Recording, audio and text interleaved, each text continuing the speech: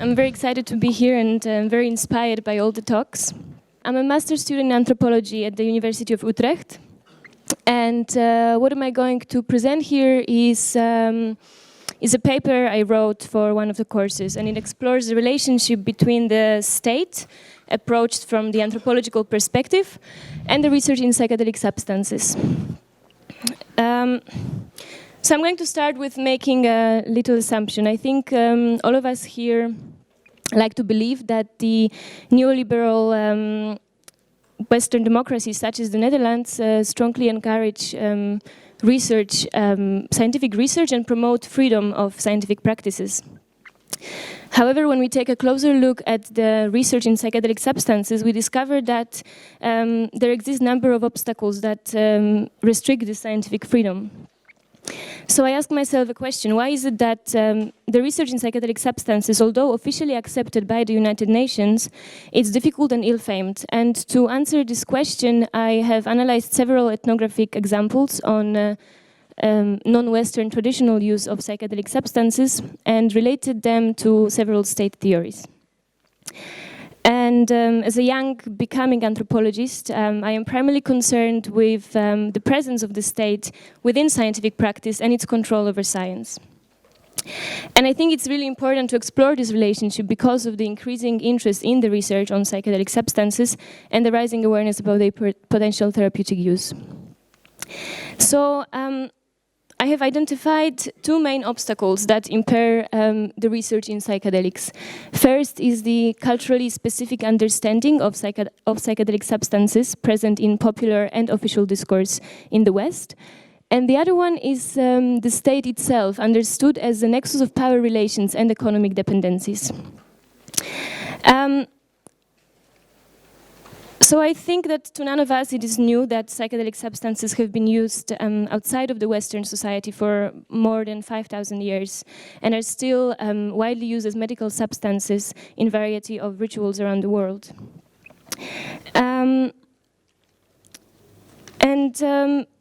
would like to comment on the anthropological contribution, because the work of many anthropologists was really essential in bringing this indigenous and folk understanding and perceptions on psychedelic substances into the West. So I just provide a few examples. We have very famous anthropologist Jeremy Narby, most probably notable for his book The Cosmic Serpent, in which he explores the relationship between the use of ayahuasca and the molecular biology. We have a more recent scholar, American scholar, anthropologist Hilary Webb, author of many books, among them the Yanantin and Masintin in the Andean World, in which she tries to grasp the understanding, the indigenous understanding of the complementary opposite through reflecting on her own experience with ayahuasca.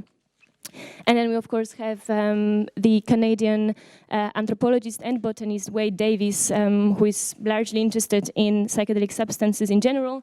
And in his documentary POT2LSD, he explores the history and the movement of psychedelic substances.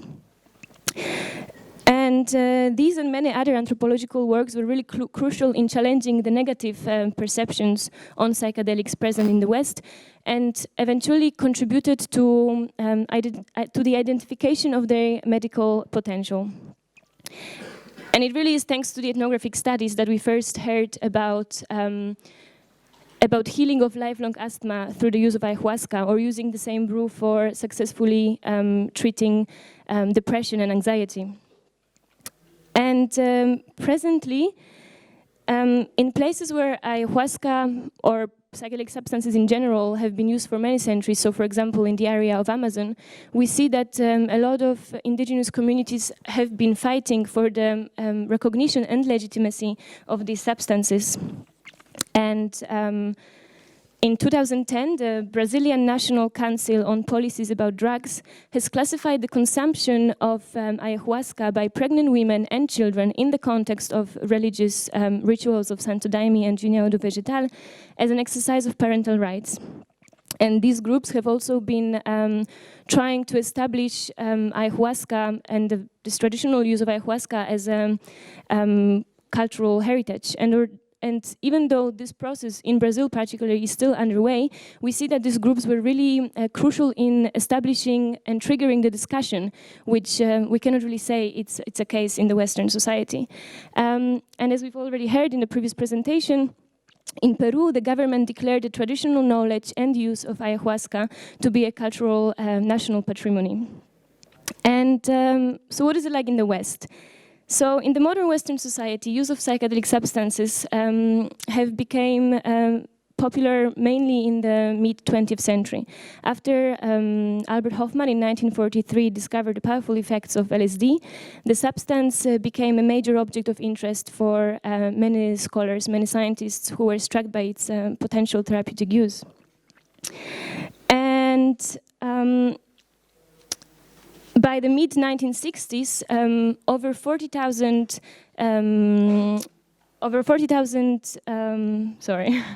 patients received LSD, and psychedelic research contributed to or produced more than 1,000 scientific papers, as well as many books, and led to several international conferences about psychedelic research.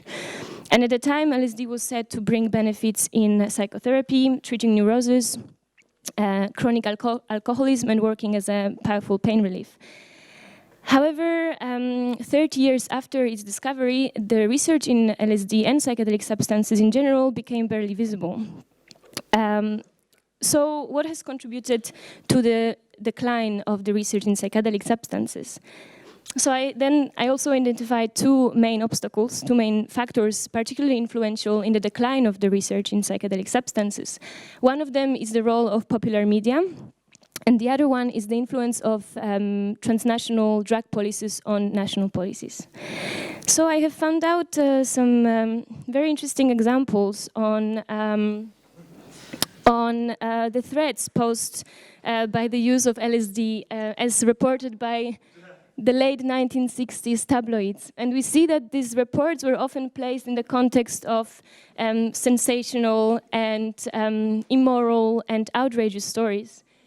And this is just a few examples I found. I'm sure if we dive more into the archives, we'll find much more amusing examples. So consequently, LSD became increasingly associated with anti-war demonstrations, student riots, and counterculture in general. And as a result, the US government started to present LSD as a threat to society. And I'm going to just provide you a little quote from the speech of the US President Lyndon Johnson, who in 1968 stated that, warned that psychedelics, I quote, threaten our nation's health, vitality, and self-respect. So we see that regardless of the outcomes of scientific research, the government decided to listen to the popular media presentation and intervened to criminalize the drug and restrict its use by scientists. And these decisions, it's been argued, and what I've also tried to argue for, is that these decisions were based on political, social and cultural reasons rather than scientifically established facts. And still presently, psychedelics have to contend with the negative presentation they receive in the media. And a good example of it is the study on the ecstasy-related deaths in Scottish newspapers at the end of in 1990s. And in this study, it came out that out of 28 ecstasy-related deaths over a period of a year, almost all of them were reported. So the ratio is 1:1. 26 of them were reported. And interestingly, out of 265 paracetamol-related deaths, only one was reported in the same set of newspapers. So I think it becomes more clear that the role of media was really powerful and is still very powerful in impairing the research in psychedelics and providing and contributing to the establishment of a negative discourse. And the other important historical factor that has contributed to the diminishing of the psychedelic research is the role of transnational governing organizations. So the 1971 UN Convention reveals that the research in psychedelic substances can only be undertaken with the approval of the government agencies. But I think, as many of you might know, to gain this permission is not only time-consuming, but also very difficult and costly. And even when the permission is granted, to carry out the research might really not be a case because of the lack of funding. And to count on the governmental funding, it's not really possible. And I would like to bring, again, the example mentioned previously by the scientific group sponsored by MAPS, which had to wait more than 4 years for the approval to import MDMA from Switzerland to study its use in treating PTSD. And more interestingly, Health Canada at the time had very strict requirements regarding the security of $1,500 worth of MDMA, while in the same pharmacy, substances that were worth much more did not have to apply to these security restrictions. So I think, yeah, it's clear now that it's a lot of these decisions about the legislation around psychedelic substances are really based in the culturally specific understanding we have in the West of these substances. So how does the state fall into this? Because I'm supposed to talk about the state. So the present socio-political setting of Western neoliberal democracies is characterized by the rise of expertise. And this expertise is a form of knowledge that can be used to govern our lives, our bodies, and our minds. And we constantly hear these recommendations about how to conduct our lives properly. And we adhere to these recommendations, to these strategies of regulation. We do sports, we eat foods that are have been decided by the experts to be healthy. We choose universities that have been ranked by the experts according to certain standards. And what's important about these recommendations delivered to us through society is that they are constituted as non-political. And they are, in fact, created in a way that gives us an impression that we can conduct our lives in the way we want, that we have the freedom to choose, while in fact, these choices are very limited. And the research on psychedelic substances, or the legislation around the research in psychedelic substances, is just a perfect example.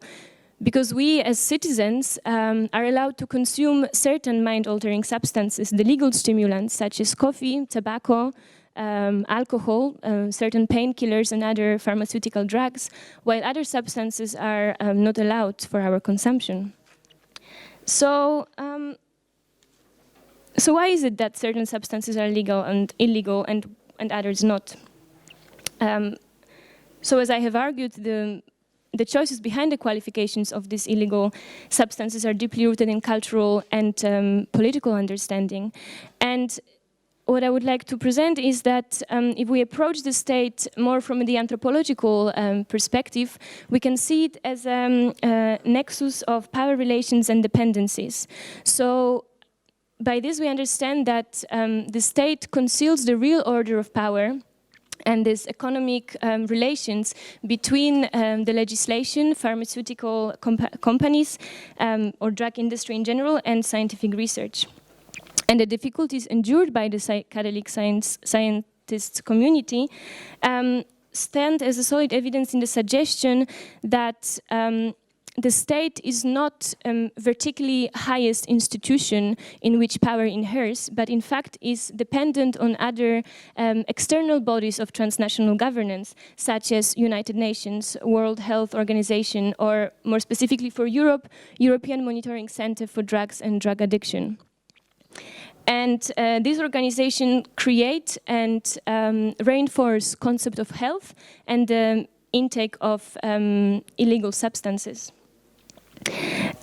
So I would like to kind of sum it up by a quote from political scientist and anthropologist Sharma and Gupta, who say that the appearance that the state and society or economy are separate things is part of the way a given financial and economic order is maintained. And I think we also have to be aware that we are met with the arguments that the legislation of the therapeutic use of psychedelic substances could collide with the work of people fighting the drug problem or fighting the drug war. Or as a former British Home Secretary, Alan Johnson, expressed, a too enthusiastic discourse about the benefits and safety of psychedelic substances can damage efforts to give the public clear messages about the dangers of drugs. It is important, however, to remember that the scientists who are trying to raise the awareness about the potential therapeutic use of psychedelic substances are wanting to do it in strictly controlled therapeutic settings. And yet, in order for the research to push boundaries and continue acting as a potential contributor to the world of health and medicine, we need to try to fight the prevailing restrictions, negative discourses, and governmental attitude around psychedelic substances. So my aim here was to raise the awareness about the difficulties and obstacles present while doing research in psychedelics and seek to contribute to our understanding how the state and scientific research are inextricably linked through historical, economical, and political dependencies.